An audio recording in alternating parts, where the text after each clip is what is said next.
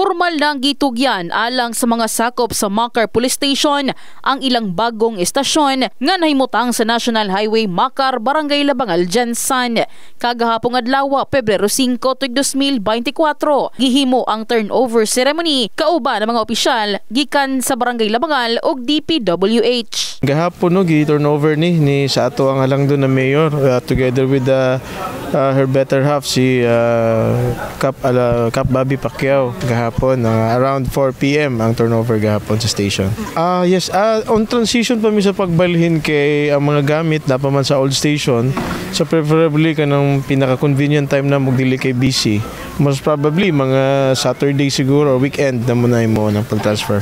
Ang bagong building sa Makar Police Station ang sumala pa usa sa mga gikonsiderang Class A building ug laumang mamahimong convenient kini alang sa mga konstituente sa mga barangay nga sakop sa Police Station number 2.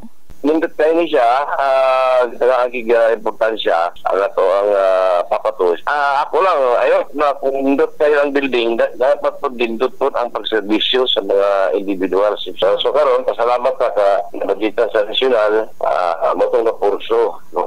Matong pa nga po, pinaka-nindot building. Ang tulo ka andanas nga building ang mubalor matud pa sa 13 million pesos. Dakong pasalamat usab sa labaw sa kapulisan sa Jansan nga si Police Colonel Nicomedes Olivar Jr. ug hepe sa Makar Police Station nga si Police Major Carl Jason Baynosa sa higayon nga makaangkon sila og bagong istasyon. In the heart of changing lives, kini si MJ Fernandez sa Brigada News Jansan.